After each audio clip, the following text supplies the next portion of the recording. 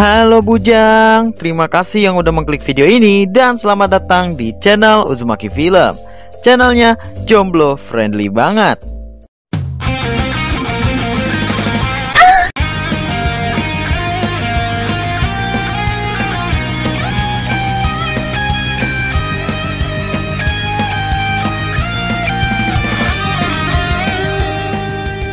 Ya, seperti kalian lihat di thumbnail, kali ini Uzumaki Film bakal meringkas anime lagi yang berjudul Chunibyo Demokoi ga Shitai Ken atau Chunikoi Season 2 yang dirilis pada tahun 2014.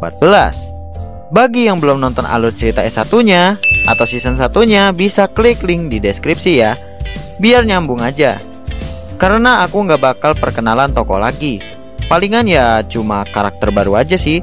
Oke, daripada lama mending kita langsung aja ke alurnya. Tapi sebelum itu jangan lupa jempolnya dulu dan pencet warna merah tuh yang bacanya subscribe ya. Hehe.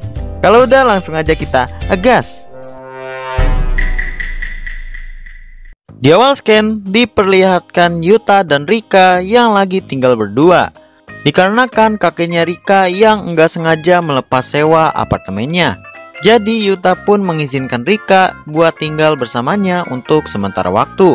Berhubung Yuta lagi sendiri juga, mereka pun akhirnya berangkat juga ke sekolah. Dimana di sini mereka udah kelas 2 SMA. Lalu diperlihatkan ada perubahan dengan Nibutani dan Ishiki.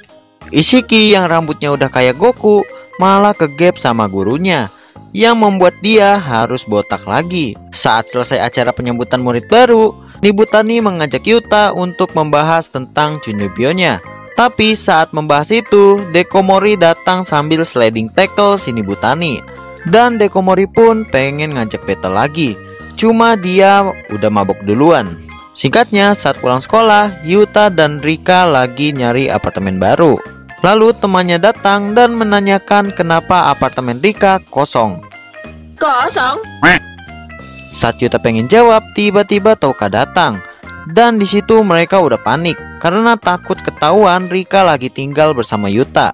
Terpaksa mereka pun melawan Touka dengan Chunibyo pastinya ya. Dan singkat aja, pertempuran itu dimenangkan oleh Touka. Dan terpaksa Yuta dan Rika mengakui kalau mereka tinggal berdua. Saat lagi penjelasan itu, adik dari Yuta pulang. Cuma ibu dan adik bontotnya masih di Jakarta. Dan di sini beneran Jakarta ya. Contohnya tuh ada taksi Bluebird sama bajai itu ya. Keesokan harinya Nibutani DKK ingin mencari tahu apakah bakal ada kejadian ngubrak-ngabrik di apartemen Yuta. Berhubung mereka kan pacaran, biasalah. Dan pas ke supermarket juga diikutin tuh sama mereka, saking keponya kan ya. Besoknya Yuta pun diceramain oleh Nibutani karena mereka pacaran biasa-biasa aja, nggak ada uannya. Nibutani pun mengajak Yuta buat ketemu sama temannya yang ahli cinta-cintaan gitulah, yang bernama Kanagi Kazari. Lalu Kazari meminjam HP Yuta untuk mengajak Rika buat kencan, dan Rika pun setuju.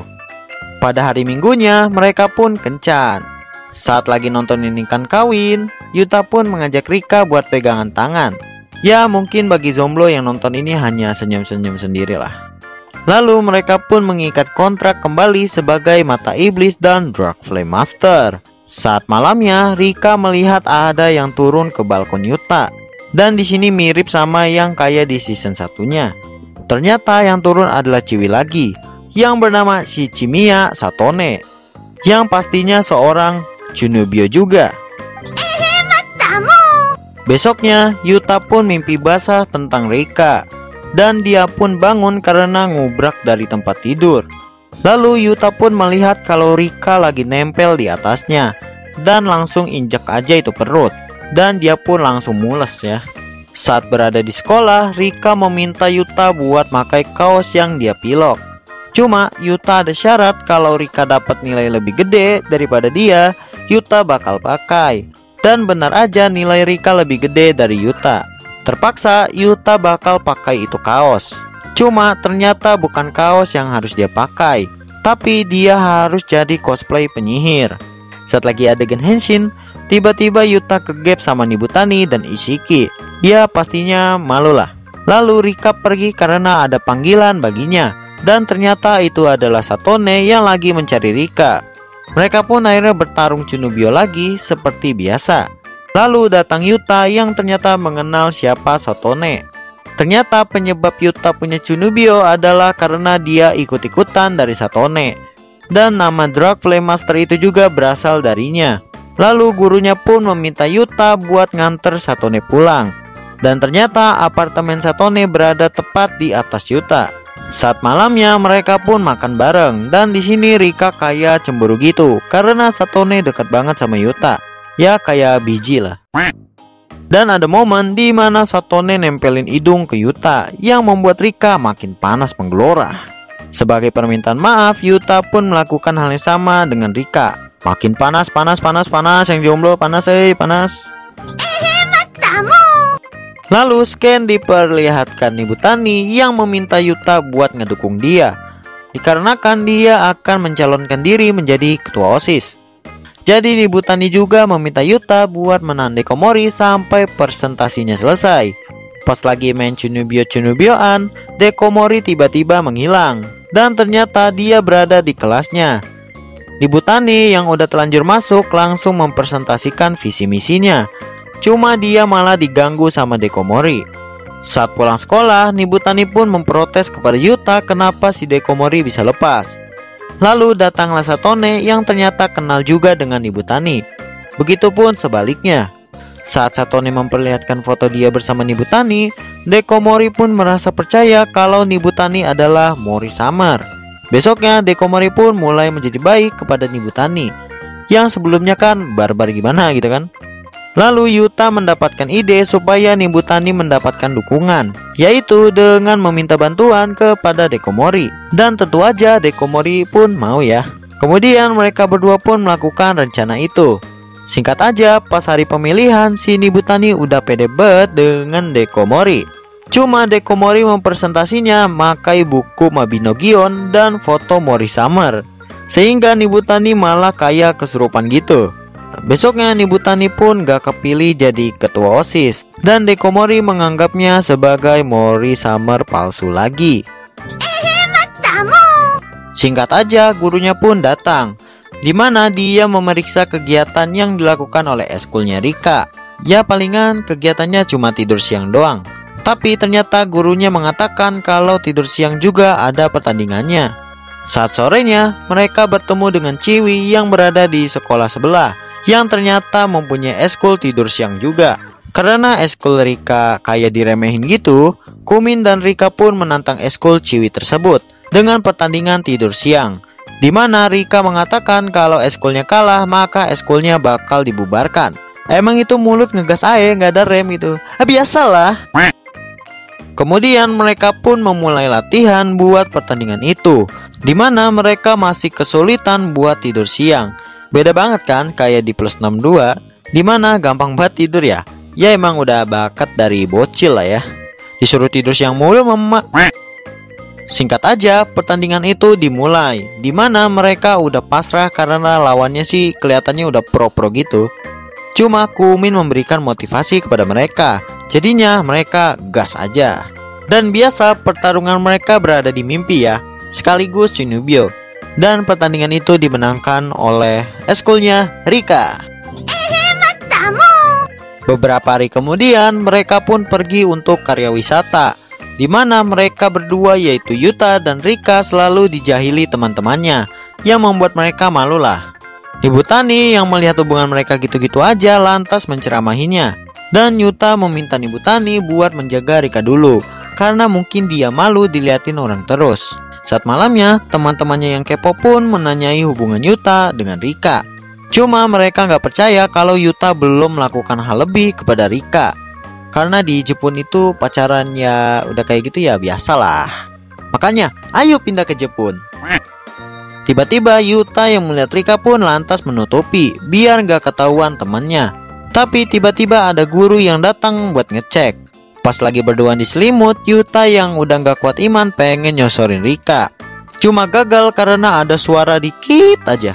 Ternyata itu adalah rencana Nibutani dan temannya. buat menolong Rika. Pas sudah sampai, Rika curhat-curhatan dulu dengan Yuta. Abis itu dia pun mabur. Cuma saat pengen sampai kamar, dia balik lagi dan dia pun menyosor Yuta. Panas, yang jomblo panas. Dan besoknya mereka pun memutuskan buat jalan berdua aja.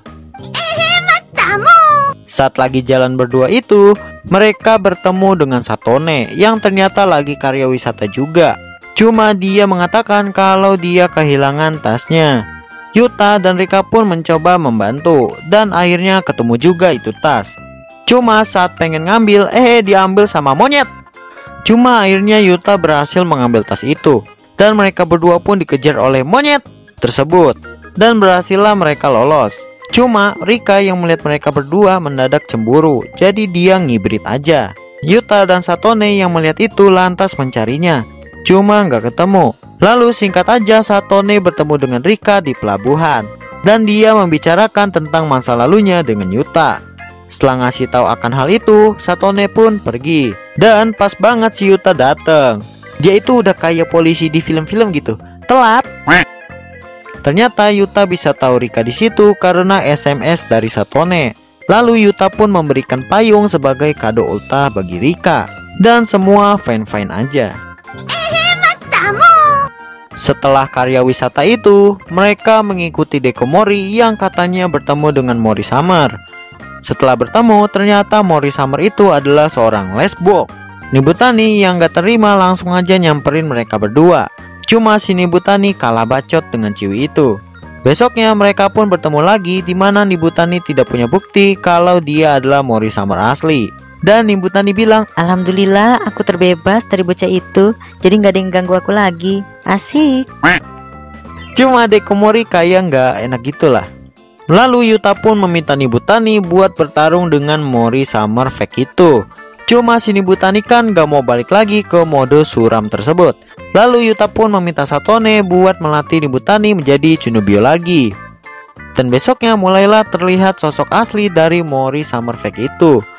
Tapi datang Nibutani yang menjadi Mori Summer real. Dan mereka berdua bertarung untuk memperebutkan tahta Mori Summer asli. Anjas. Dan singkatnya saat Nibutani udah terpojok, datang Dekomori yang menolongnya. Dan Ciwi tersebut langsung kena mental. Dan dia pun mengaku kalah dan langsung ngibrit aja. Scan pun berpindah saat mereka lagi berada di pantai untuk membantu Bibi Kumin. Saat lagi berjualan itu, mereka malah bertemu Toka yang ternyata udah pulang dari Italia sambil bawa anak orang. Wah, kawaii ya. Loh, apa ini Pak? Kenapa nih? Malamnya Rika merasa kalau kekuatannya menghilang. Cuma tiba-tiba datang Satone yang memotivasi Rika biar bisa terbuka dengan Yuta. Besoknya mereka berdua pun bertarung dengan Tsunobyo lagi pastinya ya. Dan di situ katanya kekuatan Rika udah kembali karena dia berhasil ngaktifin kayak Gundam gitu. Saat pulangnya, Satone merasa kalau dia malah menjadi suka sama Yuta. Ya udah sih ya, trisom aja udah.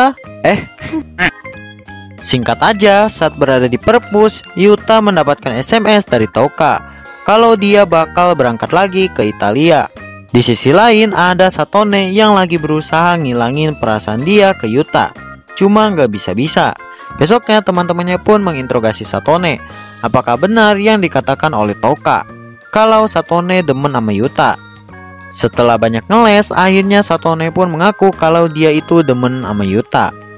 Malamnya Yuta bertemu dengan Satone di festival. Cuma karena Rika hilang, jadi Yuta pun mencarinya. Dan Satone ikut bantu aja. Saat lagi jalan-jalan itu tiba-tiba hujan. Mereka pun neduh bentaran di situ. Lalu Satone pun kepo dengan hubungan Yuta dan Rika. Satone menanyai hal itu karena ingin mempersiapkan mental hati dia. Asik. Tapi ternyata jawaban Yuta membuat Satone kayak ketusuk dalam bet. Cuma dia berhasil menahannya. Saat Yuta pergi untuk mencari Rika, Satone udah girang banget karena dia nggak nangis. Tapi tiba-tiba Yuta balik lagi buat ngasih payung. Dan itu malah membuat dia nangis, kemudian ngibrit gitu aja. Ya emang si Yuta itu nggak peka sama kayak nonton ini. Hehe. Yuta yang melihat Satone ngibrit lantas mengejarnya. Cuma dia malah bertemu Rika yang gak tahu lagi ngapain. Besoknya si Rika malah sakit. Lalu datang teman-temannya buat jenguk. Habis itu Nibutani ngasih tahu kalau Satone punya perasaan ke Yuta. Cuma Yuta nggak tahu harus ngapain. Malamnya saat lagi berduaan dengan Satone, adik dari Yuta mengatakan kalau Rika nggak ada di kamarnya. Yuta yang menyadari kalau Rika pergi ke tempat itu langsung gas dengan Satone. Singkatnya mereka berdua bertemu dengan Rika dan Satone pun udah bisa mengikhlaskan Yuta. Setelah udah mendapatkan barang yang dicari, Rika pun membangkitkan Dark Fire Dragon yang dimiliki Yuta. Dan lagi ini cuma Chunibyo ya, cuma hayalan mereka saja lah. Scan pun berpindah saat semester baru dimulai, dimana Nibutani merubah penampilan lagi. Sedangkan si Isiki malah makin gelap, yang membuat dia nggak dikenali. Pas udah di kelas, Yuta dan kakak merasa ada yang aneh dengan Rika. Lalu Nibutani dan Dekomori pun menanyai hal itu dengan Satone. Lalu Satone mengatakan kalau Rika ingin melakukan kontrak lanjutan dengan Yuta, alias nyosor. Setelah itu mereka semua pergi ke pemandian air panas, karena Nibutani akan menanyai hal itu kepada Rika. Kemudian Yuta pun bertemu Isiki, dan Isiki mengatakan kalau ada yang menembaknya. Yuta yang tahu hal tersebut tentu senang dong sebagai best friend. Tapi ternyata orang yang menembak Isiki adalah cowok, dan itu membuat Yuta terkejut. Apalagi yang nonton ini ya, jadi bergairah hawa gay-gaynya. Besoknya saat pulang sekolah, Rika bakal bertemu Yuta untuk membuat kontrak lanjutan, dan teman-temannya nunggu di pinggiran. Pas Yuta sampai, Rika pun meminta lanjutan kontrak itu. Pas sudah pengen nyosor, tiba-tiba HP dari Yuta ada yang nelpon. Dan itu adalah adiknya yang mengatakan kalau kucing dari Rika udah melahirkan. Dan di sini akan menjadi misteri. Siapa bapak dari anak-anak kucing itu ya? Mencurigakan. Kemudian mereka semua pun pergi untuk melihat anak kucing itu. Ya, sebenarnya ceritanya udah selesai. Tapi aku mau kasih OVA-nya juga karena nyambung lah kayak season sebelumnya ya. Besoknya para ciwi-ciwi mencurigai apa benda yang dibawa oleh Yuta. Saat Yuta baru datang, dia langsung disandra sama yang lain.